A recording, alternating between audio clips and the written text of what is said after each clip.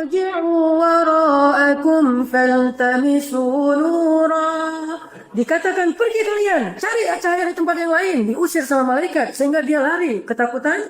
Orang yang beriman melanjutkan cahaya perjalanannya di atas sirat. Kalau orang munafik berhenti aja, nggak berani jalan. Sekali dia jalan dengan kegelapan yang luar biasa, bahkan jaringnya aja nggak kelihatan. Saking gelapnya, dia akan jatuh ke neraka jahanam daripada dia spekulasi. Mending dia nunggu aja. Datang lagi bintang dari kejauhan, orang yang beriman. Di stop lagi sama dia, kayak kita di tengah padang pasir, ketinggalan sendiri, nggak ada cahaya, terus lewat mobil. Di stopin sama dia. Unzuruna, tunggu kami, biar kami dapat cahaya jalan bareng-bareng kalian. Dimarahin lagi sama malaikat terus sampai akhirnya mereka masuk neraka. Makanya butuh cahaya itu. Nanti di adegan padang mahsyar. Assalamualaikum warahmatullahi wabarakatuh. Alhamdulillahirabbil alamin. Alhamdulillahilladzi hadana li hada wa ma kunna linahtadiya laula an hadana Allah. Asyhadu an la ilaha illallah wahdahu la syarika lah wa asyhadu anna Muhammadan abduhu wa rasuluhu la nabiyya ba'dah. Allahumma salli wa sallim wa barik ala sayyidina Muhammadin wa ala alihi wa sahbihi ajma'in, amma ba'd. Jamaah rahimakumullah, kita akan lanjutkan tentang kajian keutamaan rumah Allah, yaitu masjid, dengan judul Apa Asiknya ke Masjid bagian kedua. Kemarin kita sudah membahas sekitar 5 alasan kenapa Nabi mengatakan seandainya kalian tahu apa yang ada di shaf pertama atau takbiratul ihram, maka kalian pasti akan mendatanginya walaupun dalam keadaan merangkak. Atau bahasa lainnya, kebaikan-kebaikan yang di masjid, seandainya kalian tahu, maka kalian pasti akan mendatanginya walaupun dalam keadaan merangkak. Dan memang ada orang yang merangkak ke masjid. Alhamdulillah, kita tidak harus seperti itu. Kita hanya perlu berjalan atau naik kendaraan. Dan kisah orang yang datang ke masjid dalam keadaan merangkak itu bukan hanya kisah dulu. Sampai hari ini pun ada orang yang bahkan dalam keadaan bersusah payah dia datang ke masjid. Dan pertanyaannya, apa asiknya ke masjid itu sehingga membuat orang yang cacat, orang yang lumpuh, orang yang buta, orang yang tinggalnya jauh, dia berusaha habis-habisan untuk datang dan memenuhi panggilan Allah Subhanahu wa Ta'ala. Bahkan ada kisah tentang seorang anak muda. Ini terjadi di Saudi, yang dia berazan mau melaksanakan sholat 40 hari tanpa tertinggal takbiratul ihram. Dia azan karena dia tahu hadis Rasulullah SAW, riwayat Tirmidzi. Sebagian ulama mengatakan hadis ini sahih, sebagian mengatakan hasan, tetapi hadis ini bisa dipakai. Nabi mengatakan siapa yang selama 40 hari, arba'ina yauman, 40 hari tidak terlewatkan takbiratul ihram atau shaf pertama dalam sholat, maka Allah menetapkan baginya 2 bara'ah. Atau Allah membebaskannya dari 2 hal yang luar biasa. Pertama, dibebaskan dari api neraka. Kedua, dibebaskan dari sifat munafik. Jadi kalau ada orang yang selama 40 hari dia mampu menjaga sholat, bukan hanya berjamaah, tetapi juga di shaf pertama. Bukan hanya shaf pertama, tetapi juga takbiratul ihram dia dapat bersama imam 40 hari, maka dia dibebaskan dari api neraka. Bara'atun minan nar. Dan ini jaminan dari Allah melalui Rasulullah SAW. Apa yang kita katakan di akhir surat Ali Imran? Rabbana wa'atina ma wa'adtana ala rusulika wa la tukhzina yawmal qiyamah innaka la tukhliful mi'ad. Allah nggak pernah ingkar janji. Jadi kalau kita mau terbebas dari api neraka dan nggak mungkin masuk api neraka, insya Allah caranya adalah belajar mendawamkan 40 hari sholat berjamaah dan tidak ketinggalan takbiratul ihram. Dan setelah itu insya Allah sholat berjamaah sudah akan jadi karakter, tidak lagi terasa berat. Dan yang kedua, akan dibebaskan dari bara'atun minan nifaq, akan dibebaskan dari sifat kemunafikan. Karena salah satu di antara ciri orang munafik itu sholat, tetapi sholatnya kusala, males-malesan. Wa idza qamu ila sholati qamu kusala. Kalau mereka berdiri sholat, mereka berdiri dalam keadaan kusala, bukan kaslan, kusala, hampir tidak mau melakukannya. Jadi 40 hari kalau orang mukmin nggak pernah ketinggalan takbiratul ihram. Sedangkan orang munafik 40 hari ketinggalan takbiratul ihram melulu. Jadi kalau selama 40 hari kita nggak pernah dapat takbiratul ihram, itu masuk kategori kusala kata ulama. Sekali aja nggak dapat selama 40 hari. Apalagi kalau selama 40 hari nggak sholat berjamaah. Kecuali sholat Jumat. Jangan pikir sholat Jumat itu sholat orang yang beriman. Bahkan orang munafik pun sholat Jumat. Baca surat Al-Jumu'ah ayat terakhir. Orang-orang munafik duduk dalam sholat Jumat, duduk di masjid dan mendengarkan khutbah. Hanya dilalaikan dengan sendagurau, dilalaikan dengan berbagai macam perihal lain di luar khutbah. Kalau selama 40 hari ada orang yang nggak datang ke masjid sama sekali, atau selama 40 hari tidak mendapatkan takbiratul ihram saf pertama, maka diragukan dia termasuk orang-orang yang beriman. Diragukan itu. Bisa jadi dia adalah orang munafik. Kusala, sudah malas. Makanya salah satu untuk membebaskan diri dari sifat nifaq adalah kita belajar untuk sholat 5 waktu, tidak ketinggalan takbiratul ihram selama 40 hari. Kalau belum pernah selama hidup, coba.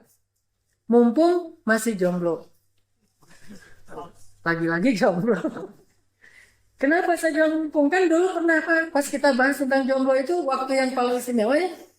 Kalau udah nikah, tanya Pak Iman. Udah banyak tanggung jawabnya Pak Iman ya. Udah harus ngurus anak, ngurus istri, kan gitu kan? Kenapa ada dua? Tapi kalau masih sendiri, ngurus diri sendiri. Tidak perlu ngurus orang lain, sehingga kita lebih leluasa untuk mendapatkan fadilah, keutamaan, sholat berjamaah di awal waktu dengan takbiratul ihram. Ada seorang pemuda di Saudi, dia berazam, selama 40 hari saya pengen dapetin takbiratul ihram. Sehingga akhirnya setiap hari dia ke masjid, siang, malam, pagi, sore, 5 waktu dalam sehari. Pas sudah sampai 39 hari, hari ke-40, maka waktu itu dia telat bangun sholat subuh. Ini hari ke-40. Telat bangun untuk sholat subuh. Pas dia bangun, di masjid di sebelah rumahnya, orang sudah berdiri sholat. Memang masih rakaat pertama, tapi udah ketinggalan takbiratul ihram. Dia menangis, dia wudhu sambil menangis, dia lari, dia lihat. Ternyata orang udah Allahu Akbar lewat. Sehingga dia langsung menangis dan mengatakan, ya Allah, jangan tinggalkan saya, jangan tinggalkan saya. Satu lagi, sehari terakhir ya Allah. Akhirnya dia ambil kendaraannya, dia cari masjid yang belum iqamah. Dia keliling-keliling sampai alhamdulillah akhirnya dia menemukan masjid yang belum iqamah. Ketika dia masuk ke dalam masjid itu, pas sudah masuk, langsung dia sujud syukur. Orang-orang di dalam masjid heran. Kenapa dia sujud syukur? Baru dapat lotre atau apa? Lalu orang bertanya, ya syabab, wahai anak muda, kenapa kamu sujud syukur? Kata dia, saya sudah 39 hari tidak ketinggalan takbiratul ihram. Hari ini hari ke-40 saya. Ternyata saya telat bangun karena saya capek banget. Akhirnya saya melewatkan takbiratul ihram di masjid dekat rumah saya. Saya cari dan alhamdulillah ketemu masjid ini yang iqamahnya agak lama ketimbang dengan masjid-masjid yang lain. Dan saya masuk, ternyata Allah belum meninggalkan saya dan saya merasa sangat bersyukur atas nikmat ini. Ini namanya hidayah, ini namanya anugerah dari Allah yang luar biasa kepada pemuda itu. Sehingga dia tuntas dapat 40 hari sholat berjamaah dan tidak ketinggalan takbiratul ihram. Sehingga dia dicatat oleh Allah minal mu'minin. Ulaika humul mu'minuna haqqa, mukmin yang sebenar-benarnya. Ini makanya kenapa disebut ada orang yang rela merangkak datang ke masjid. Ada orang yang ke masjid itu justru menjadi prioritas. Kalau orang menjadikan sholat sebagai prioritas, maka dia akan atur semua jadwal hidup dia itu mengikuti jadwal sholat. Ini bedanya yang menjadikan sholat prioritas dengan yang menjadikan pekerjaan prioritas. Kalau yang menjadikan pekerjaan prioritas, dia akan ikutkan waktu sholat kepada pekerjaan. Tapi kalau yang menjadikan sholat prioritas, dia akan menjadikan jadwal pekerjaannya itu mengikuti waktu sholat. Kalau ada janji, oh itu waktu sholat, jangan jam segitu. Gitu. Tapi kalau dia memprioritaskan pekerjaan, dia akan mengatakan, hayya ala sholat, aduh saya ada janji. Kebalikannya. Nah di situ kita bisa menilai diri kita. Sebetulnya yang prioritas dalam hidup kita itu, akhirat lebih prioritas dari dunia atau bukan? Hal yang sepele, tapi ini luar biasa pengaruhnya. Walaupun mungkin kita nggak bisa setiap hari kayak gitu. Dan ini bukan untuk nilai orang lain ya. Lagi-lagi hanya untuk menilai diri kita sendiri. Coba kita perhatikan, selama ini pernah nggak kita menjadikan waktu kerja kita itu mengikuti waktu sholat? Atau lebih sering mana? Dengan menjadikan waktu sholat yang harus mengikuti waktu jam kerja kita. Sama kayak ketika di Al-Azhar, dulu ada pertentangan antara profesor filsafat dengan profesor hadis. Soal mana lebih utama, melanjutkan kuliah atau sholat zuhur dulu. Ini di Al-Azhar. Kalau materi kuliah pas menjelang zuhur itu materi filsafat, maka profesornya bilang jangan sholat zuhur dulu, ilmu dulu. Karena ilmu sebelum amal. Padahal yang dipelajari tentang logika. Tapi dengan, ya namanya juga ijtihad. Ya kita hargai. Sehingga cuma bagusnya bukan hanya mengatakan demikian, tapi nanti setelah selesai kuliah benar-benar sholatnya berjamaah di musola kampus, tidak buyar sendiri-sendiri. Sedangkan kalau profesor hadis yang mengisi, maka beliau akan menyuruh kita bareng-bareng semuanya ke musola, karena Masjid Al-Azhar itu jauh dari kampus, harus jalan dulu ke musola kampus di dekat kantor dekan. Kemudian di situ kita sholat berjamaah lalu balik lagi ke kelas, sehingga kepotonglah jadwal kuliah sekitar 20 menit. Kata beliau itu lebih baik daripada kita memotong jadwal sholat untuk kuliah. Lebih baik kita memotong jadwal kuliah untuk sholat. Ini hal-hal yang seperti ini menunjukkan mana yang lebih prioritas bagi kita. Nah kalau seseorang tahu betapa berharganya berada di rumah Allah, maka dia akan memprioritaskan masjid daripada apapun dalam kehidupannya, kecuali sesuatu yang sifatnya uzur syar'i. Uzur syar'i itu macam-macam dan kita tahu fikihnya. Kemarin kita membahas kenapa asiknya ke masjid. Yang pertama adalah Allah itu menyimpan hidayah di masjid. Dan salah satu kisahnya itu adalah kisah seorang sahabat yang diikat di tiang masjid. Yang kedua, ini yang luar biasa sebetulnya. Orang yang hatinya terikat di masjid, yang lalu lalang dari rumah ke masjid, kantor ke masjid, pasar ke masjid, jalan ke masjid, pokoknya masjid aja.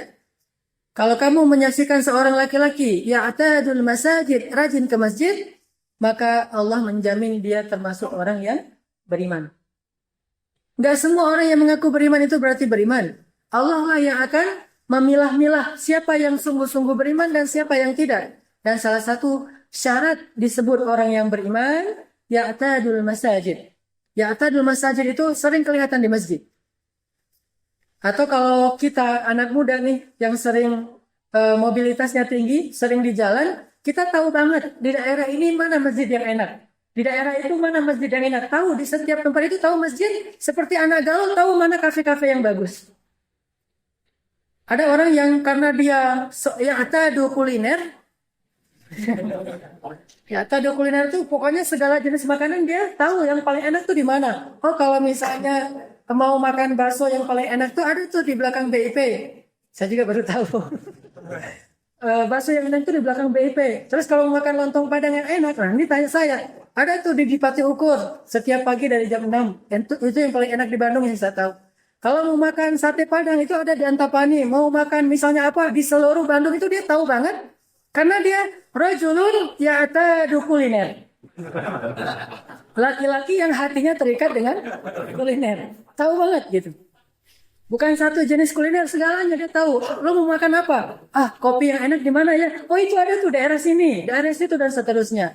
Nah, kalau ada orang yang ya'tadul masajid, dia seperti itu memperlakukan masjid. Kalau lewat jalan ini ada masjid yang enak di situ. Kalau lewat jalan itu ada masjid yang enak di situ. Enak di sini artinya suasananya nyaman, kemudian masjidnya juga makmur, kegiatannya juga dakwahnya luar biasa sehingga dia merasa nyaman salat di situ. Ini namanya ya'tadul masajid. Dan bukan hanya itu, ketika dia berada di masjid, dia merasa nyaman seperti dia berada di rumah. Karena kata Nabi, masjid itu adalah rumahnya orang yang beriman. Hadis Hasan memang, tetapi ini seirama dengan hadis yang sahih. Masjid adalah rumahnya orang yang beriman. Maksudnya apa? Berada di masjid itu nyamannya sama seperti berada di rumah. Nah, ini nggak semua orang bisa merasakan ini, sehingga dia seringkali merasa lebih betah di rumah ketimbang di masjid. Alhamdulillah nih, antum sudah merasa betah di Masjid Al-Latif dari sholat zuhur sampai asar sampai maghrib. Ada yang kayak gitu, ada yang dari maghrib sampai isya, ada yang dari maghrib sampai subuh. Sering saya tahu banget ada beberapa di antara ikhwah di sini yang sering itikaf di Masjid Al-Latif karena merasa nyaman berada di masjid. Dan ini menunjukkan bahwa mudah-mudahan itu ciri-ciri keimanan pada dirinya. Kemudian yang cukup heboh kemarin, bahwa di masjid itu Allah menyimpan jodoh. Udah dapat? Berarti kurang zikir. Masjidnya ngelamun sih.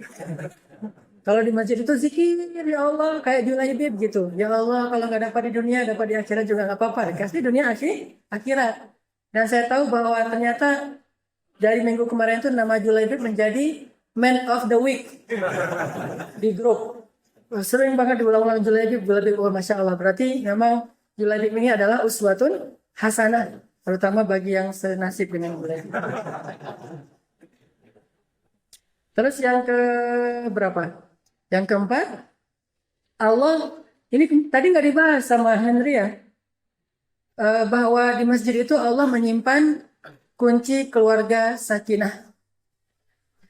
Kenapa? Karena Rasulullah SAW kalau ada masalah sedikit, langsung datang ke masjid. Walaupun nggak semua orang yang datang ke masjid itu karena ada masalah keluarga. Tetapi salah satu solusi kalau ada masalah keluarga, datanglah ke masjid. Insya Allah Allah akan menyelesaikan masalah kita. Ini kemarin cerita rumah tangga Rasulullah SAW. Dan saya membaca tentang judul pembahasan salah seorang ustaz tentang merakit bom waktu ya. Salah satu di antara isi pembahasannya itu luar biasa. Dan kita perlu tambahan wawasan sedikit bahwa tidak selalu rumah tangga orang soleh itu aman dari percekcokan. Semua rumah tangga, termasuk rumah tangga Nabi Ibrahim dengan Sarah dan Hajarnya, termasuk dengan rumah tangga Ismail. Bahkan Ismail menceraikan istri pertamanya kan? Masih ingat kisahnya? Istri pertamanya Ismail ini banyak mengeluh. Ngeluh aja kerjaan. Sehingga suatu saat datanglah Ibrahim bertamu ke rumah mereka dan mungkin gak kenal. Assalamualaikum, waalaikumsalam. Saya cari Ismail ada? Enggak, lagi gak ada di rumah.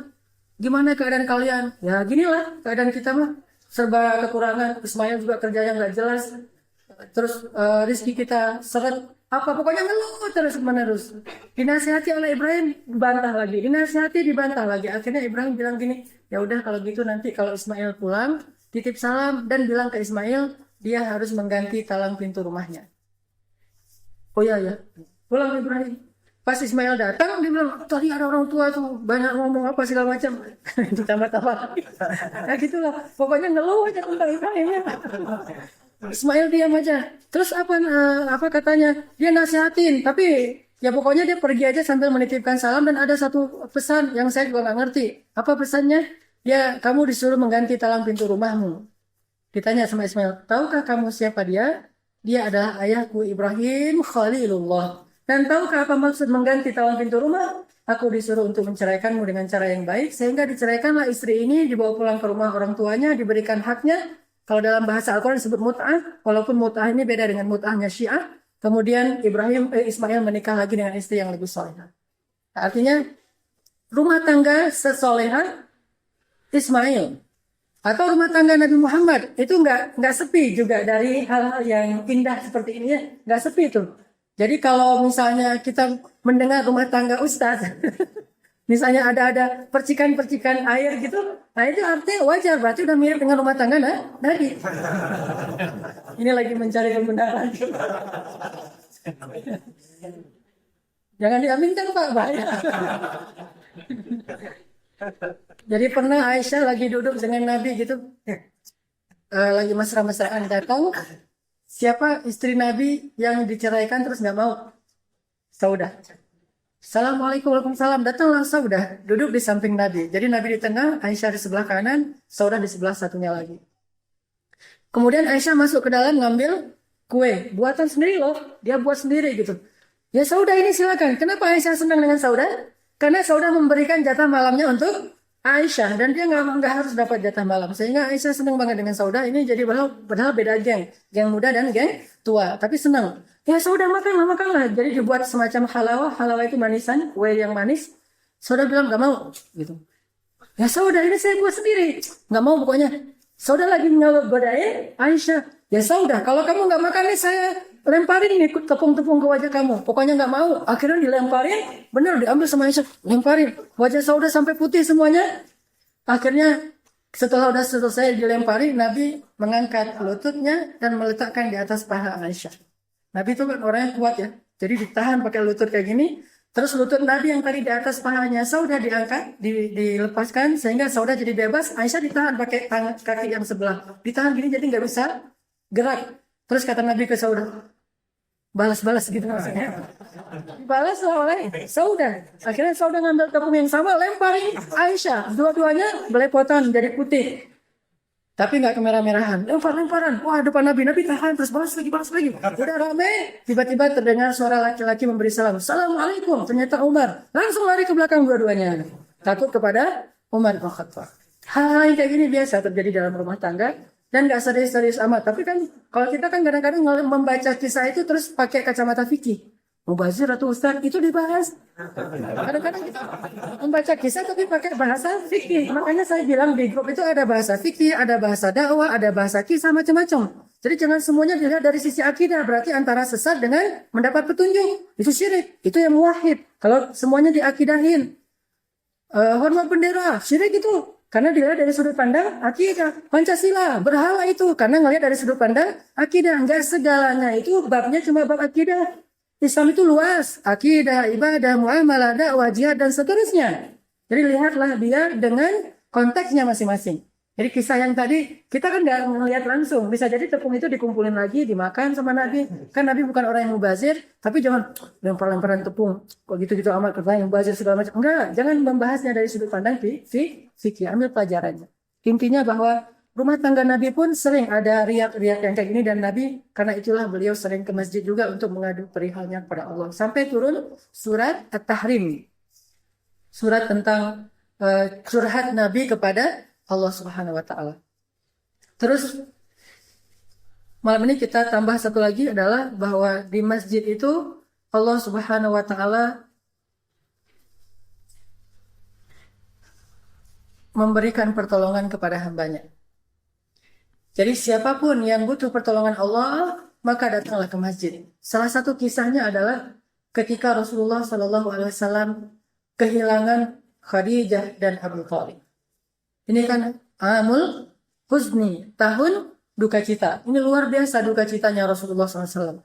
Dan bukan hanya berduka cita karena kehilangan orang yang terkasih, tetapi juga beliau mulai terancam nyawanya, sehingga nggak nyaman lagi beliau tinggal di Mekah. Banyak orang yang mau membunuh Muhammad karena nggak ada yang melindunginya. Sehingga akhirnya Nabi kita tahu pergi ke Taif berharap di sana ada keluarga ibunya yang mau menerima beliau. Malah sampai di Taif bagaimana perlakuan orang Taif? Mereka menyuruh perempuan mereka, budak mereka, anak-anak kecil mereka untuk melempari Rasulullah. Kalau yang melempari itu laki-laki itu masih izzat. Ini perempuan, anak kecil, budak melemparin Rasul pakai batu. Kayak orang melemparin orang gila, lemparin sehingga Nabi lari dikejar-kejar rame-rame. Terus keluar masuk ladang kurma, dikejar-kejar rame-rame sampai akhirnya Rasulullah selamat dari pengejaran mereka. Tapi di kening beliau kena lemparan batu dan berdarah. Allah kasih hiburan kepada Nabi waktu itu saat berada di ladang kurma. Nabi bertemu dengan seorang budak dari Habasyah seperti Bilal. Dan meminta air dari dia. Boleh saya minta air, saya haus sekali. Dan budak itu orang yang baik, dia kasih air. Ketika Nabi mau minum, Nabi mengatakan Bismillahirrahmanirrahim. Dia kaget. Itu ucapan dari mana? Kata budak itu. Ini ucapan dari dari Allah. Ini firman Allah. Ini kebaikan. Siapa kamu? Saya Rasulullah. Saya tidak pernah mendengar ucapan itu kecuali daripada orang-orang saleh dari agama Nasrani di Ethiopia, di Habasyah. Apakah kamu Nabi terakhir yang disebutkan di Injil? Kata Rasulullah, benar. Asyhadu an la ilaha illallah wa anta wa annaka Rasulullah. Dia beriman. Ini hiburan untuk Rasulullah. Lewat masuk Islamnya seorang budak. Terus Nabi lari lagi turun dari Taif dan sholat di sebuah tempat namanya Nakhlat. Sholat subuh yang paling mengharu biru. Saking mengharukan sholat subuhnya Nabi menangis sambil sholat. Itu malaikat gunung itu nggak tahan. Akhirnya malaikat gunung mengatakan, ya Rasulullah, izinkan saya untuk membalikkan gunung ini ke atas penduduk Taif supaya mereka binasa. Ini menunjukkan betapa sedihnya sholat subuhnya Rasulullah SAW di Nakhlah. Kemudian Rasulullah bingung, di Taif ditolak, ke Habasyah jauh, ke Madinah belum kepikiran untuk hijrah, ke Mekah sudah nggak aman lagi. Akhirnya di mana Nabi tinggal? Nabi kembali lagi ke tempat pertama beliau dapat wahyu, yaitu di Gua Hira. Itu untuk kali pertamanya sejak beliau dapat wahyu, beliau datang lagi ke Gua Hira. Selama ini udah nggak pernah datang. Jadi nggak ada cerita bahwa tahanus di Gua Hira itu sunnah Rasul. Salah.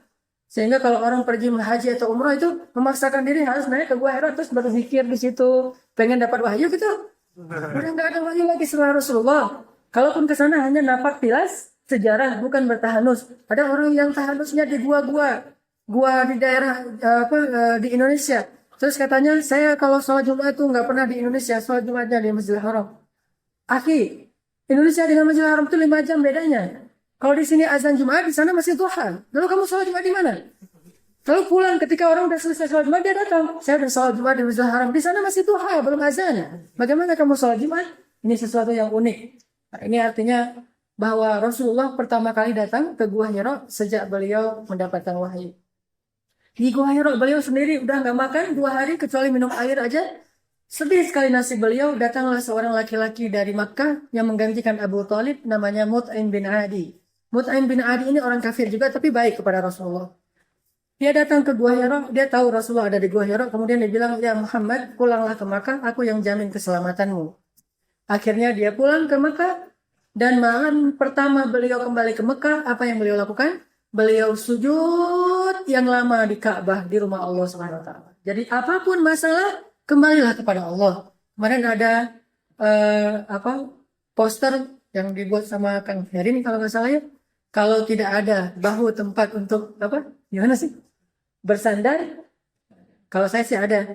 Kalau nggak ada bahu tempat bersandar, maka masih ada sajadah tempat bersujud. Jadi setuju? Jadi pakai sajadah adalah ya.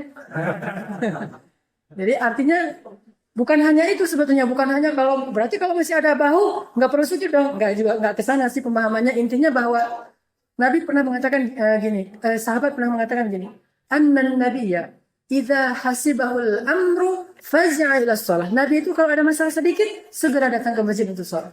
Ada masalah sedikit segera sholat. Makanya ada ayat ista'inu bis sabri was shalah. Mintalah pertolongan Allah dengan sholat, salah satunya. Sehingga Nabi sujud panjang sekali di Ka'bah, menangis di hadapan Allah. Ya Allah, aku adukan perihalku. Engkau tahu apa yang terjadi pada diri hambamu. Aku lemah. Ya Allah, terus mengadu kepada Allah. Lalu Nabi tertidur. Datanglah malaikat Jibril dan membawa Nabi jalan-jalan yang dalam peristiwa Isra dan Mi'raj. Ini artinya masjid, di sanalah Allah Subhanahu wa taala akan menolong hamba-hambanya yang taat insyaallah. Ini yang sekian. Keberapa ini? Ke-6. Yang ke-7. Apa asiknya ke masjid? Bahwa Allah Subhanahu wa taala menyediakan ampunan dan menerima taubat bagi orang yang datang ke rumahnya, ke masjid. Ada kisah. Nabi lagi sholat jamaah di Masjid Nabawi. Tiba-tiba datanglah seorang laki-laki, selesai sholat jamaah, sholat asar waktu itu. Habis sholat asar berjamaah, datang seorang laki-laki dan langsung bersimpuh di hadapan Nabi dan menangis. Dia anak muda nih. Dia menangis sekeras-kerasnya di hadapan Nabi. Ya Rasulullah halaktu, ya Rasulullah halaktu.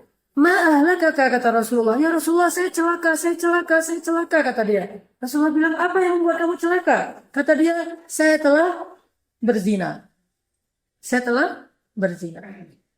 Rasulullah bertanya, apakah kamu serius? Ya Rasulullah, saya celaka, tegakkan had, hudud. Hukum Allah kepada saya, ya Rasulullah, saya sudah berzina. Rasulullah mengatakan, apakah kamu tadi ikut sholat asar bersama kami? Kata dia, ya Rasulullah, dari takbiratul ihram, ya Rasulullah, stop pertama, ya Rasulullah, berbahagialah, Allah telah menghapuskan seluruh dosa-dosa.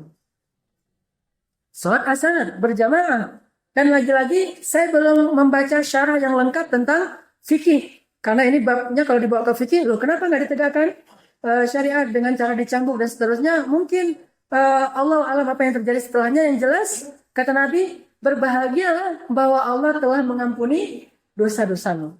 Lalu turunlah ayat tentang ampunan dosa bagi orang-orang yang melaksanakan ibadah sholat. Dan dia bertanya, ya Rasulullah, apakah ayat itu untuk saya? Kata Rasulullah, tidak. Ayat itu untukmu dan untuk semua orang yang sepertimu.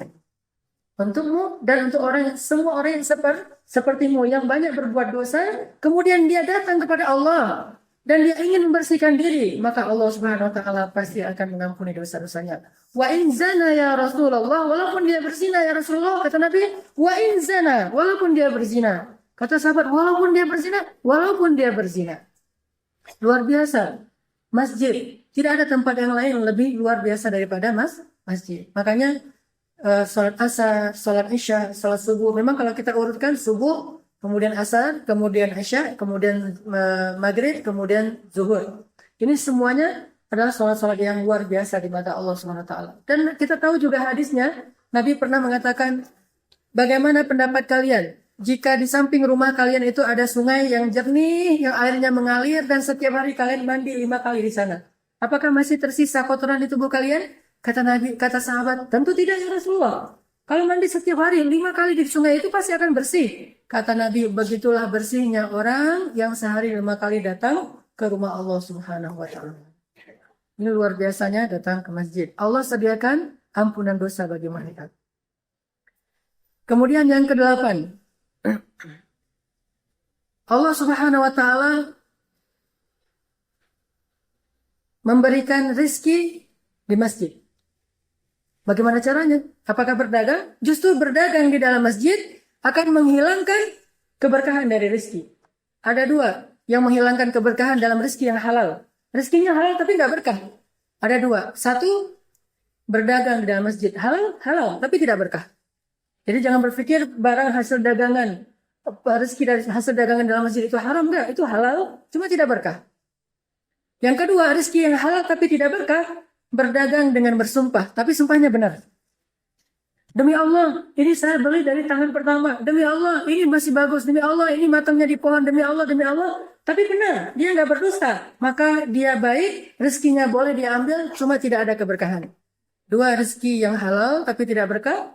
Berdagang di dalam masjid dan berdagang dengan sumpah, walaupun sumpahnya benar. Apalagi kalau sumpahnya dusta. Lalu bagaimana rezeki kok ada di dalam masjid? Jadi salah satu yang mengundang rezeki Allah Subhanahu wa taala kepada kita adalah ketika kita rajin ke masjid. Salah satunya terjadi pada seorang sahabat yang sangat terkenal miskin, Abu Hurairah. Abu Hurairah udah beberapa hari nggak makan. Bagi sahabat yang ahlus sufah ini berhari-hari nggak makan itu udah biasa. Berhari-hari nggak makan cuma minum air putih aja. Mirip saya ketika saya di Mesir kayak gitu. Berhari-hari nggak makan. Tapi giliran banyak duit, saya makan sehari 3 kali di restoran. Kalau lagi nggak ada duit, itu minum air putih. Kalau di Mesir kan nggak dimasak air ya. Air yang dimasak itu cuma Indonesia, Malaysia loh. Kalau kita ke Arab kan nggak ada cerita masak air kan. Orang Arab juga bingung, kamu ngapain masak air? Nah biar ini, nggak ada masak air, langsung dari keran minum. Nah sehari minum air aja, nggak makan apa-apa. Kalaupun ada kurma yang udah kering banget, saking nggak ada apa-apa. Nah pernah Abu Hurairah kayak gitu tuh. Minum air aja nggak makan, akhirnya lemah.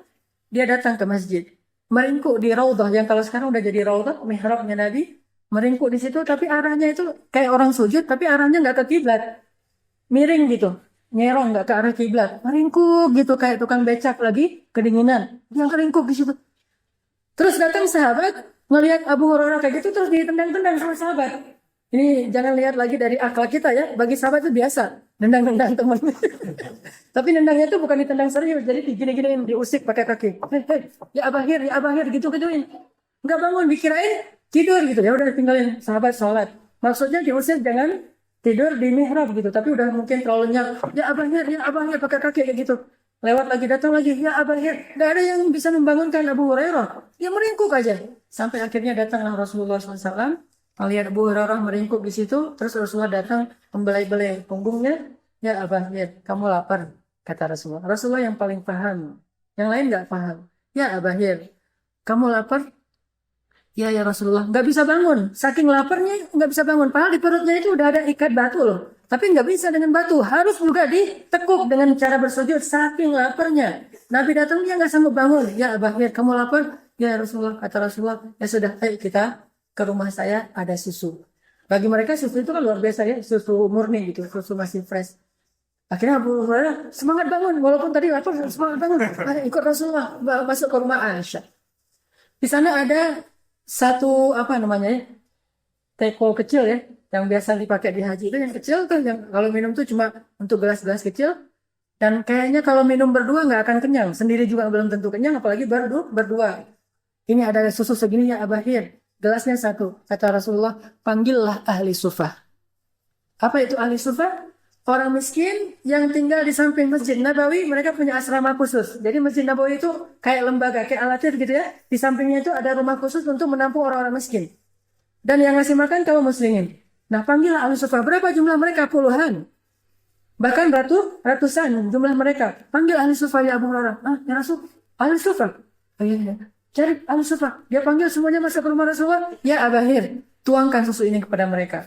Luar biasa ujiannya kepada Abu Hurairah. Bukan dia duluan yang minum, tuangkan untuk mereka. Apakah Nabi lagi ngerjain Abu Hurairah? Tidak. Justru Nabi ingin memberikan keberkahan untuk Abu Hurairah dengan cara seperti ini. Kita mendahulukan orang lain. Akhirnya Abu Hurairah tuangin satu-satu. Dia khawatir nih jangan-jangan nggak ada sisa terus. Tapi kok masih berat gitu. Setelah semuanya selesai pada udah kenyang, semuanya udah pada pulang. Akhirnya duduklah Abu Hurairah depan Rasulullah, ya Abahir. Sekarang tinggal kita berdua. Tuangkan. Dituangin, minumlah Abahir. Rasulullah yang nuangin, minum ya Abahir. Sampai udah terap. Ya, gelegaan. Udah sendawa, udah berkali-kali ya Rasulullah udah gak kuat lagi ya Abahir minum lagi. Ya Rasulullah, ampun ya Rasulullah. Udah kayak gitu. Nih, rezeki yang luar biasa yang Allah berikan kepada orang yang kalau ada masalah datang ke masjid. Jadi masjid itu tempat menampung masalah. Tidak masalah karena Allah maha luas rahmatnya. Jangan berpikir Allah itu kayak manusia. Jangan ada masalah aja datang ke masjid, enak aja. Jangan itu mah pola pikir manusia. Allah mah nggak kayak gitu. Kita aja yang kita mah gitu orangnya kan ya. Allah nggak kayak gitu. Insya Allah nanti kita lanjutkan setelah sholat isya. Siapa yang mau azan? Ya, silakan azan. Lu kalau yang ngobrol sekarang lagi seperti itu. Bismillahirrahmanirrahim. Ada pengumuman untuk mulai lagi. Assalamualaikum warahmatullahi wabarakatuh. Bismillahirrahmanirrahim.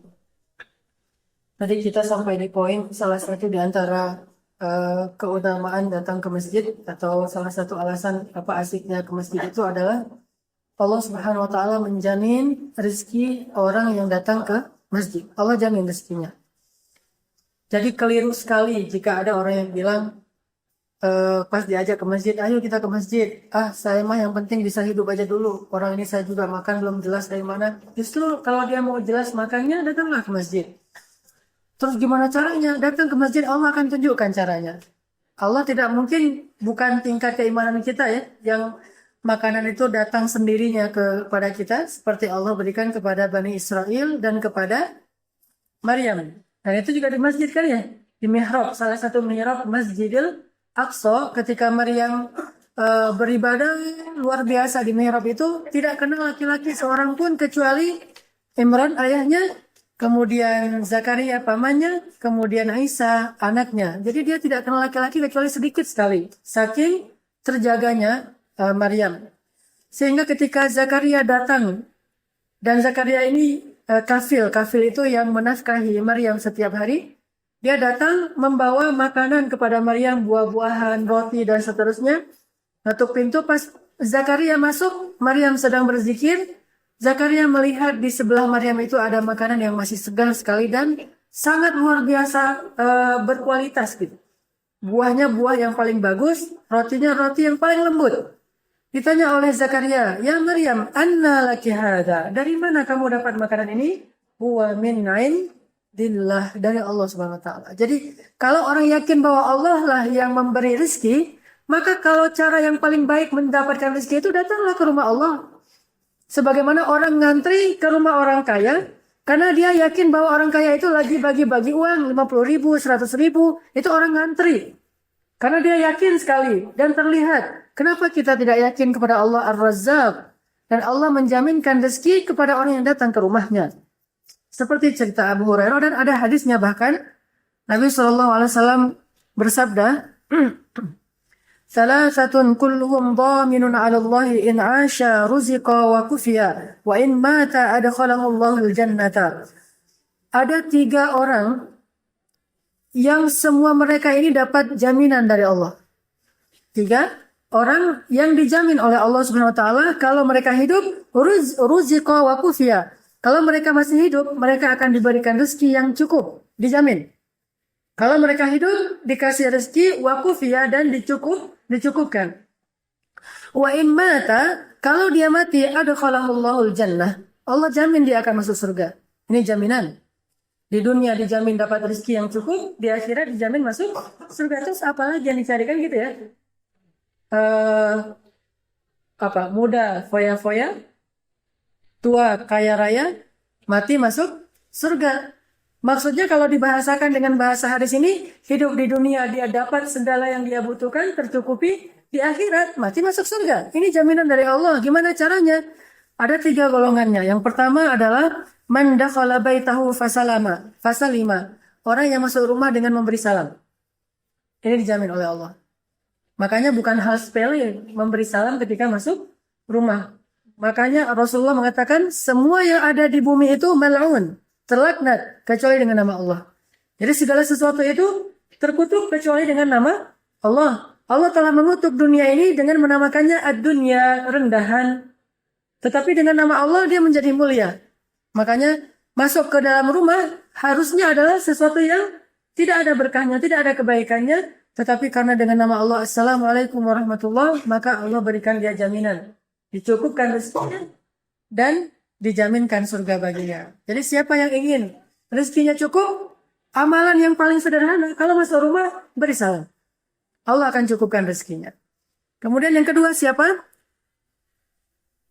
Wa man kharaja ilal masjid fahuwa dhaminun Allah. Siapa yang keluar ke masjid? Artinya dia datang ke masjid. Dia juga dapat jaminan rezeki di dunia atau surga di akhirat. Dan yang ketiga, wa man kharaja fi sabilillah fahuwa dhaminun Allah. Yang keluar di jalan Allah. Kalau orang tabligh menyebutnya khuruj di jalan Allah. Dalam bahasa hadis ini adalah berdakwah ataupun berjihad. Siapa yang keluar berdakwah ataupun berjihad, fahuwa fi sabilillah, dia di jalan Allah, maka dia dhaminun 'ala Allah. Allah menjamin dia untuk dapat rezeki dan diberikan surga. Makanya kenapa teman-teman di tabligh itu enggak khawatir untuk keluar?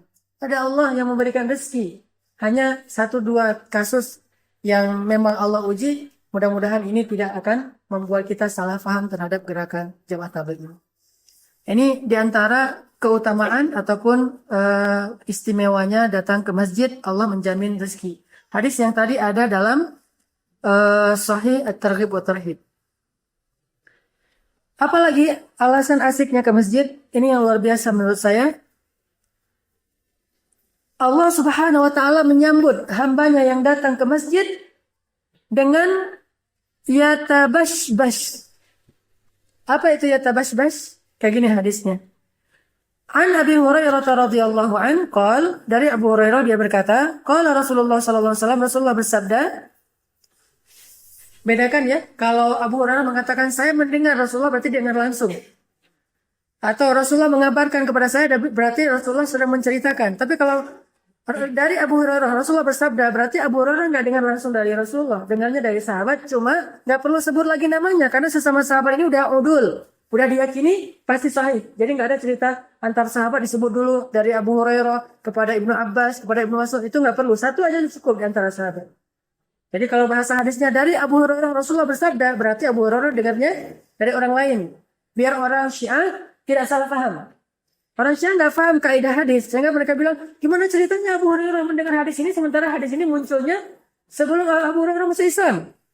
Karena dia nggak belajar ilmu hadis. Kalau dia belajar ilmu hadis, beda kalimat hadatsani, qala Rasulullah, sami'tu Rasulullah, akhbarani Rasulullah, itu beda-beda tuh. Kalau Rasulullah berbicara, Rasulullah mengabarkan, aku mendengar Rasulullah, Rasulullah berkata, itu beda-beda. Nah, salah satunya kalau Rasulullah berkata, berarti Abu Hurairah nggak dengar langsung dari Rasulullah, tapi dengarnya dari sahabat. Dan hadis ini termasuk tipe hadis yang Abu Hurairah dengarnya dari sahabat, bukan dari Rasulullah. Rasulullah bersabda, ma tawtana rajulul masjida illa tabashbashallahu ilaih kama yatabashbashu ahlul ghaib bi ghaibihim idza qadima alaihim. Sahihut targhib wa tarhib. Tidaklah seorang laki-laki datang ke masjid dan merasa nyaman di dalamnya, kecuali Allah akan tabashbash kepada dia. Apa itu tabashbash? Akan berseri-seri menyambutnya. Senang banget gitu. Itu tabashbash, bukan tabassam. Tabassam itu senyum. Ini lebih dari senyum. Seperti apa? Seperti keluarga yang menyambut kedatangan anggota keluarganya yang lama tidak pulang.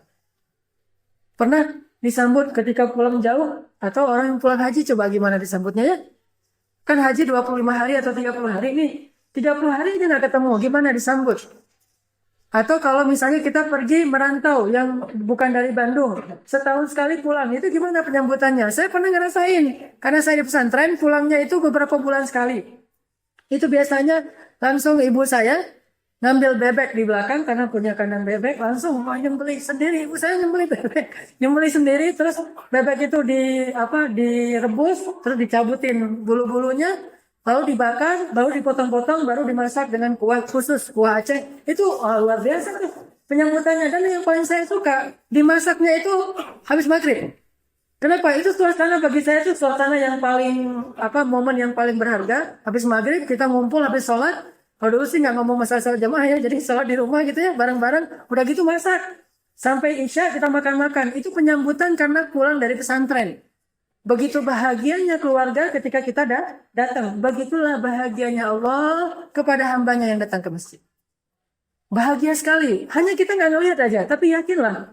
Sekarang kita datang nih, antum datang dari jauh-jauh datang ke sini, kemudian Allah Subhanahu wa taala melihat hambaku yang ini, hambaku sini. Kalau seandainya kita tahu Allah itu ya tabashbash. Kalau seandainya bisa memeluk dalam makna kita kuat dengan pelukan Allah, Allah akan memeluk kita. Tapi kan kita nggak bisa. Bukan Allahnya nggak bisa, kitanya yang nggak mampu.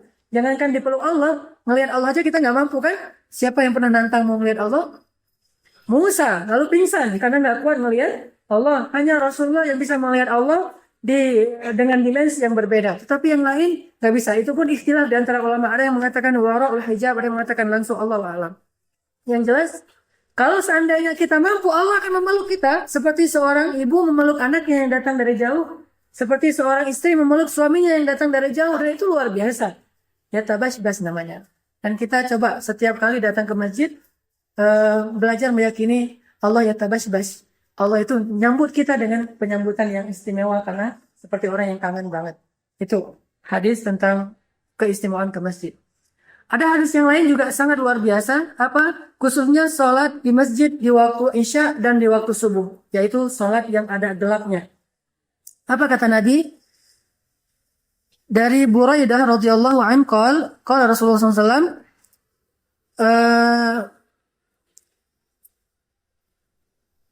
Bushra al-masyaina fil zulmi ilal masajid bin nurit tam yaumal qiyamah. Atau busyra, ada busyra, ada busyra. Berita gembira bagi orang yang masyain, orang yang berjalan. Masyi itu jalan kaki. Lebih utama berjalan kaki daripada naik onta. Jadi saya yang pakai Lego naik kuda, mending jalan kaki. Nggak ada pada buka grupnya. Belum. Jadi ada apa ilustrasi Arif buat Lego naik kuda, jalan kaki ya. Jadi yang paling utama itu jalan kaki. Saya juga kalau misalnya nggak benar-benar capek ke masjid itu jalan kaki aja, nggak usah naik kuda. Artinya kuda apa bahasa tablik? Motor. Kalau mobil onta. Ini bahasa jemaah tablik.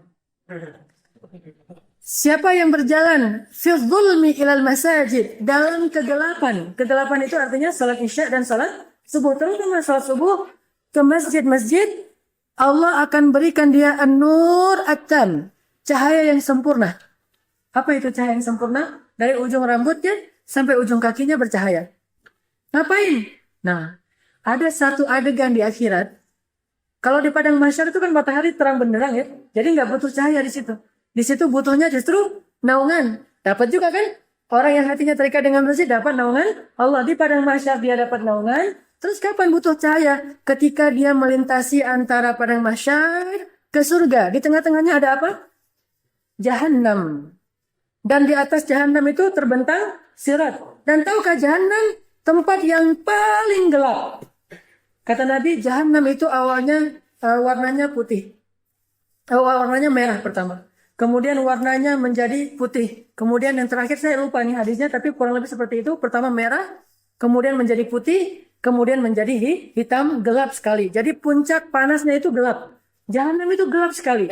Tidak ada cahaya. Berapa panjangnya? Panjangnya sirat dari bumi ke surga. Sepanjang itu, jauh sekali. Jadi kalau bukan karena rahmat Allah, nggak akan sampai itu.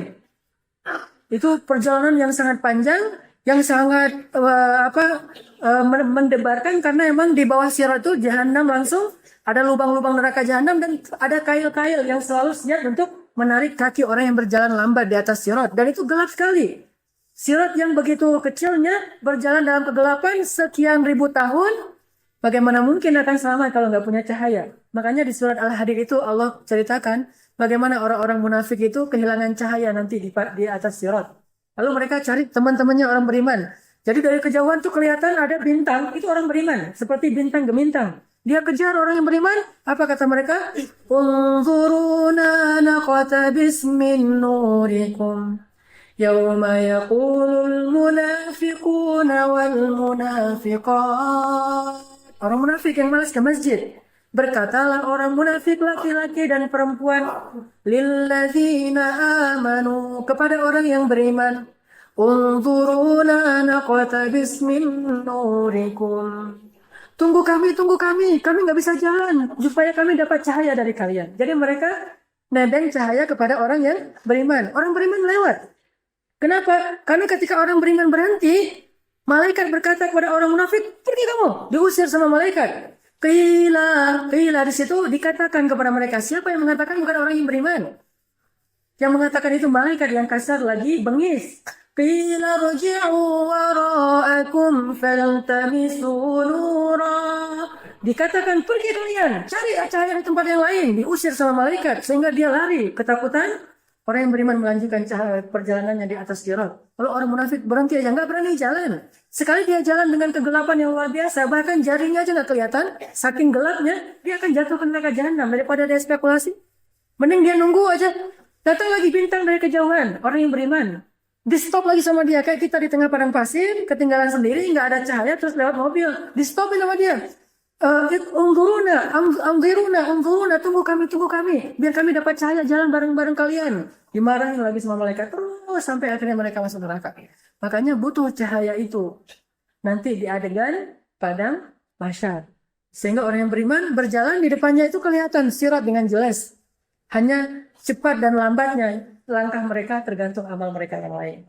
Ada yang cepatnya seperti kilat, ada yang seperti angin yang kencang, ada yang seperti orang yang naik kuda, ada yang seperti orang yang berlari, ada yang seperti orang yang berjalan, ada yang seperti yang merangkak, tergantung tingkat amal. Lahum darajatun inda rabbihim. Mereka itu bertingkat-tingkat kaum mukminin itu. Tapi semuanya dikasih cahaya nur tam, cahaya yang sempurna dari ujung rambutnya sampai ujung kakinya. Dia jalan dan melihat jalannya dengan jelas. Ketika jalan itu ada bahaya, dia berhenti. Ada kail-kail yang mengaitkan kaki yang ada di atasnya, dia berhenti, dia lanjutkan lagi, dia berhenti. Dan itu panjang sekali perjalanannya. Para anbiya di mana? Para anbiya sudah tidak bisa memberi syafaat di situ. Mereka ada di ujung sirat sambil mengatakan apa? Salim, Allahumma salim, salim, Allahumma salim, salim. Ya Allah selamatkan, selamatkan. Nabi menangis di ujung sirat menunggu umatnya. Beliau udah di sana nggak masuk surga dulu. Membukakan pintu surga, kaum muslimin masuk. Pertama adalah Abu Bakar As-Siddiq. Tapi Nabi masuk kan? Tidak. Nabi balik lagi. Hanya untuk membuka pintu surga. Kenapa? Pintu surga tidak dibuka kecuali oleh Rasulullah SAW. Malaikat penjaga surga. Bukan cuma satu, walaupun namanya ada Tuhan, tapi ada banyak malaikat penjaga surga. Di setiap pintu itu dijaga oleh malaikat. Datanglah Rasulullah meminta, bukakan surga. Kamu siapa? Ana Muhammad Rasulullah. Oh, kami tidak diizinkan membuka surga kecuali dengan namamu. Akhirnya dibukakan surga. Setelah dibukakan, masuklah orang-orang solih, terutama Abu Bakar. Setelah itu Rasulullah akan balik lagi ke belakang. Menunggu kita di ujung sirat dan mengatakan, Allahumma salim salim. Sampai akhir umat Islam. Kalau masih ada satu yang belum lewat sirat, Nabi nggak akan masuk. Nabi akan menunggu kita. Walaupun Nabi itu dijamin surga dan berhak paling awal masuk surga, tapi itulah Rasulullah SAW. Makanya Fatimah pernah nanya, ya Rasulullah, nanti kalau saya di akhirat pengen bertemu dengan engkau ya Rasulullah. Kata Fatimah, anaknya beliau sendiri. Di mana saya mencarimu? Kata Nabi, tunggu saya di sebuah haud. Haud itu ada di depan halaman surga, di depan pintu surga, sebuah telaga. Tunggu saya di situ, wahai Fatimah. Nabi juga sibuk dengan umatnya, sibuk meminta ini diberikan syafaat oleh Allah, yang ini ditolong, dan seterusnya. Artinya, sholat subuh berjamaah adalah cahaya yang sempurna untuk kita nanti melewati sirat. Orang yang nggak pernah sholat subuh berjamaah dalam 40 hari, maka dia akan berdiri dan menunggu datangnya bintang-bintang orang yang beriman. Dia stop, tapi dimarahi oleh malaikat, dia ketakutan. Yang pernah umrah tahu bagaimana rasanya dimarahi sama askar? Saya karena sering umrah, sering dimarahi sama askar. Saya bawa jamaah saya, haji. Gitu-gituin sama askar. Akhirnya mundur lagi. Datang lagi pengen cium Hajar Aswad. Diusir-usir lagi. Datang lagi sama istri saya pengen sholat. Kan di Masjidil Haram itu pengen rasanya sholat yang romantis ya. Gimana sholat romantis? Sholat bareng istri. Nah makanya sebelum kita umroh backpacker, nikah lah. Mudah-mudahan nanti saya akan tunjukkan spot sholat yang boleh suami istri. Yang lain nggak boleh. Ada satu spot yang kecil sekali, di situ boleh sholat berdampingan dengan istri kita. Dan saya pernah sholat kayak gitu, di sebelah saya istri saya. Allahu Akbar. Ada istri sebelah kan enak banget tuh. Biasanya kan sholat istri saya nih, gimana nih, ntar pulangnya gimana atau apa ini. Di sebelah kita ada istri, ada di Masjidil Haram. Tapi di tempat lain akan diusir-usir. Ya haji. Di situ ditanya, zauj gitu. Suami, biasanya suaminya. Ya udah gini, biarin di situ, nggak akan diusir. Artinya bahwa ngerasain gimana rasanya diusir, gimana rasanya dibentak, gimana rasanya ditarik di keluar antrian, kan itu sering terjadi, apalagi kalau kita ke Arab biasa kayak gitu kan. Bagaimana kalau yang membentak dan yang mengusir itu malaikat syadidun, syidadun, ghiladun, malaikat yang keras lagi kasar, nggak ada cerita kasihan. Kalau dia tahu ini manusia yang nggak punya cahaya, ini berarti orang munafik. Karena orang kafir udah selesai, udah nggak ngelewatin sirat, mereka langsung masuk neraka. Ini orang munafik nih, yang ngelewatin sirat, malaikat marah sekali kepada orang munafik. Lebih daripada marahnya umat kepada orang munafik. Makanya mudah-mudahan cahaya diberikan kepada kita, karena kita sholat ke masjid di waktu isya dan terutama di waktu subuh. Itulah ikhwas sekalian, keutamaan datang ke masjid. Ini bukan hal yang sepele. Tidak ada tempat yang lebih berkah dan lebih istimewa daripada masjid di muka bumi. Jadi wajar kata Nabi, sebaik-baik tempat di muka bumi adalah masjid. Sekarang kita tahu. Dan itu bukan semuanya yang sudah kita bahas, baru sebagian kecil. Masih banyak sekali hadis-hadis tentang keutamaan datang ke masjid, yang mudah-mudahan suatu saat nanti kita akan membahasnya lagi. Insya Allah, sehingga kita terus semangat. Nanti iman kita yang sedikit kita bahas lagi, mudah-mudahan naik lagi. Jadi teruslah kita bergabung bareng-bareng di Masjid Al-Latif dan masjid-masjid yang lain. Hadirlah dalam majelis-majelis taklim. Tidak ada perbuatan yang nggak ada jeleknya kecuali duduk dalam majelis ilmu. Itu nggak ada jeleknya sama sekali. Tidak ada ruginya sama sekali. Mudah-mudahan ini bermanfaat. Mari kita tutup dengan berdoa.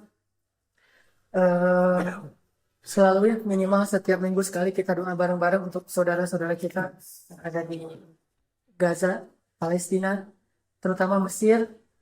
Mudah-mudahan Allah Subhanahu wa Ta'ala memberikan jalan keluar ataupun solusi kepada rakyat Mesir dan kepada para ulama-ulama yang dipenjara dan divonis mati oleh pemerintah Mesir yang zalim. Semoga Allah menguatkan kesabaran mereka, dan memberikan mereka husnul khatimah, dan memberikan mereka kemenangan atas musuh-musuh mereka, dan mudah-mudahan Indonesia tidak seperti Mesir. Dan kepada saudara kita di Yaman, mudah-mudahan Allah Subhanahu wa taala memberikan mereka kekuatan untuk menghadapi orang-orang yang zalim dari kelompok Husi atau Syiah Rafidah. Begitu juga di Irak terhadap Syiah Rafidah dan juga ISIS. Semoga Allah Subhanahu wa taala menghancurkan orang-orang yang zalim atau memberi mereka hidayah dan memberikan kemenangan ataupun syahadah kepada orang-orang yang beriman. أعوذ بالله من الشيطان الرجيم بسم الله الرحمن الرحيم اللهم اغفر لنا ذنوبنا اللهم اغفر لنا ذنوبنا اللهم اغفر لنا ذنوبنا وقنا عذاب النار ربنا ظلمنا أنفسنا ربنا ظلمنا أنفسنا ربنا ظلمنا أنفسنا وإن لم تغفر لنا وترحمنا لنكونن من الخاسرين ربنا ظلمنا أنفسنا ظلما كثيرا فإن لم تغفر لنا فمن يغفر الذنوب إلا أنت فاغفر لنا مغفرة من عندك وارحمنا إنك أنت الغفور الرحيم يا غفار يا غفار يا غفار اغفر لنا يا غفار يا عفو فاعف عنا يا الله يا تواب تب علينا يا تواب تب علينا توبة نصوحا يا تواب ربنا اغفر لنا ولوالدينا ولأمنا ولأبينا ولوالدينا ولإخواننا ولأخواتنا اللهم اغفر لنا ولوالدينا وارحمهما كما ربيانا صغارا يا الله اغفر لهما وارحمهما وعافهما واعف عنهما يا الله اغفر لأمهاتنا يا الله فإن كانت مسيئة فطهرها وإن كانت مصلحة فتقبل منها يا الله ارحمها ارحم أمهاتنا ارحم آباءنا ارحم والدينا ارحمهما كما ربيانا صغارا اللهم إنا نسألك رضاك والجنة ونعوذ بك من سخطك والنار ونعوذ بك من غضبك يا الله ونعوذ بك من غضبك يا عزيز يا جبار يا الله لا تدعنا واحدا في هذه الحياة الدنيا يا الله يا الله إنا نسألك رضاك والجنة ونعوذ بك من سخطك والنار اللهم إنا نعوذ بك من عذاب جهنم اللهم إنا نعوذ بك من عذاب جهنم ومن عذاب القبر يا الله إن عذابك لشديد إن عذابك لشديد اللهم بنا من عذابك يا الله اللهم إنا نسألك الهدى والتقى والعفاف والغنى اللهم إنا نسألك الهدى والتقى والعفاف والغنى اللهم أتمم لنا نورنا ربنا أتمم لنا نورنا ربنا أتمم لنا نورنا يا الله أتمم لنا نورنا عند صراطك يا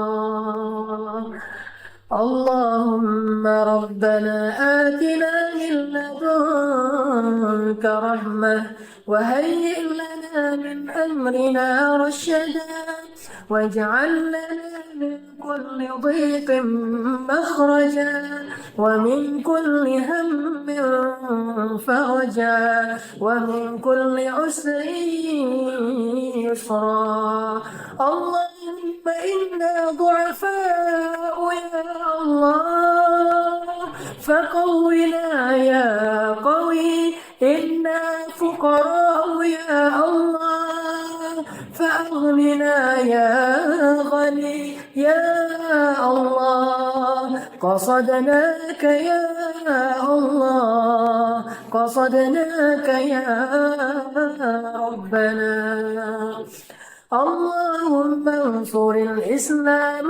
والمسلمين اللهم انصر الإسلام والمسلمين اللهم انصر المسلمين في فلسطين اللهم انصر المسلمين في مصر اللهم انصر المسلمين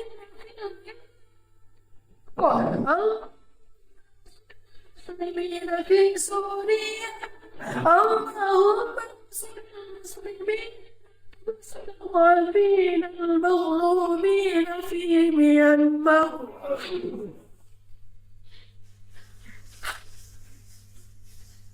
اللهم انصر إخواننا المسلمين المستضعفين المظلومين في ميانمار اللهم انصرهم على أعدائهم اللهم انصر إخواننا المسلمين في اليمن اللهم انصر إخواننا المسلمين في كل بلد المسلمين اللهم اجعل هذا البلد آمنا وارزق أهله من الثمرات من آمن منهم بالله واليوم الآخر اللهم تقبل منا يا الله اللهم تقبل منا أعمالنا يا الله وتقبل منا صلواتنا يا الله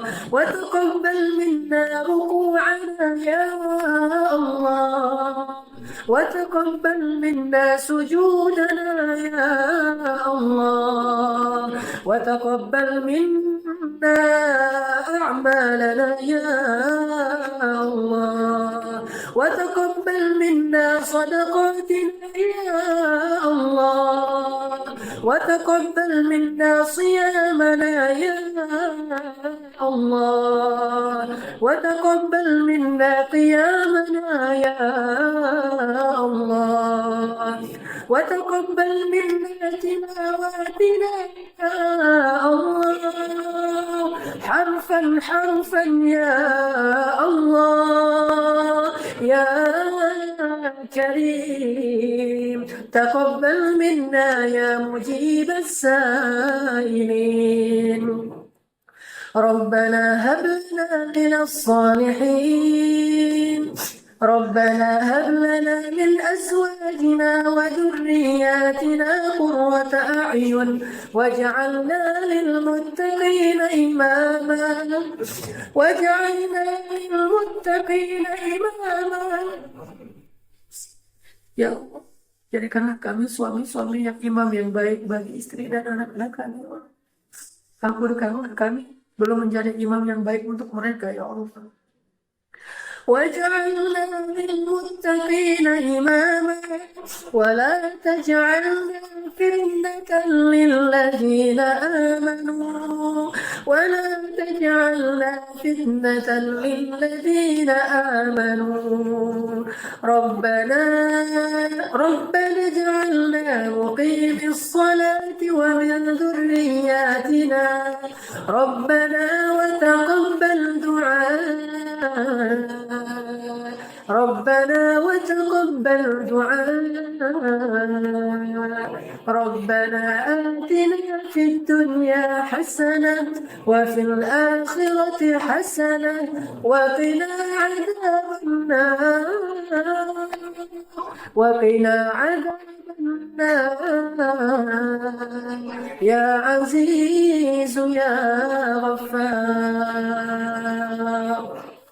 سبحانك اللهم وبحمدك أشهد أن لا إله إلا أنت أستغفرك وأتوب إليك والسلام عليكم ورحمة الله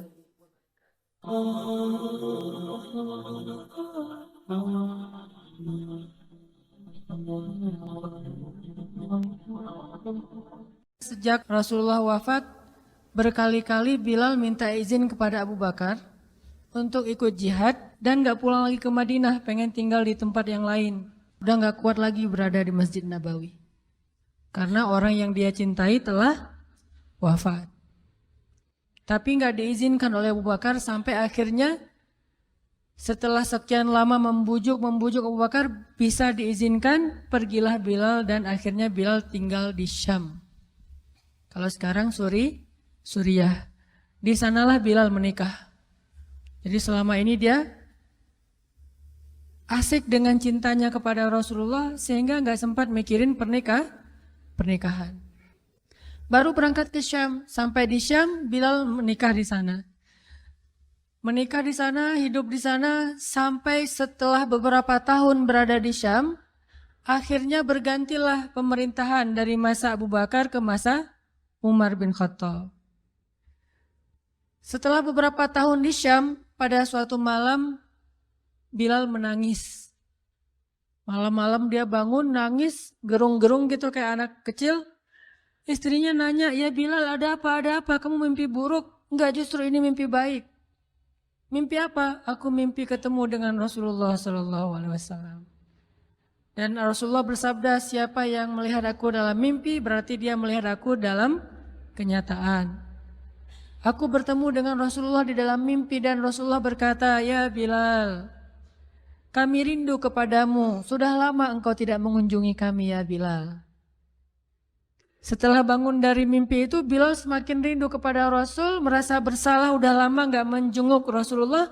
Akhirnya Bilal pun memutuskan untuk, kalau bahasa kita mah umroh, memutuskan untuk ziarah ke makam Rasul. Berangkat Bilal dari Syam, umroh ziarah ke makam Rasul.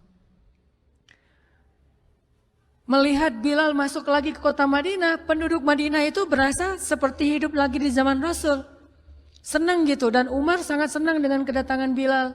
Sehingga selesai Bilal sholat, selesai Bilal ibadah-ibadah sunnahnya, termasuk menjenguk atau berziarah ke makam Rasul dan Abu Bakar. Kemudian Umar berkata kepada Bilal, "Ya Bilal, sudah lama kami tidak mendengar suara azan darimu. Tolong kumandangkan sekali lagi azan seperti engkau mengumandangkannya di masa Rasul." Kami rindu ingin merasakan suasana di zaman Rasul. Benar Bilal, kata para sahabat yang lain yang ada di situ. Umar, kemudian Abdurrahman, beberapa orang sahabat, ya Bilal azan, kami ingin mendengar suaramu seperti dulu kami mendengarnya di masa Rasul. Kata Bilal, saya tidak akan kuat. Kata mereka, coba dulu kamu usahakan karena kami ingin sekali mendengarnya. Saya tidak akan kuat. Cobalah wahai Bilal demi kami supaya kami bisa semangat lagi dalam beramal soleh mengikuti perjuangan Rasulullah. Akhirnya karena udah dipaksa terus, Bilal pun mengumandangkan azan. Allahu Akbar, Allahu Akbar. Kota Madinah kaget mendengar suara Bilal.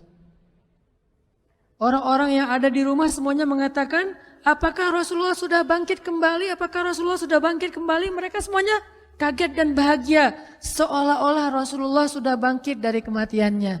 Seperti Isa seolah-olah diturunkan kembali setelah dia diangkat ke langit. Satu kota Madinah tuh kaget bahagia gitu.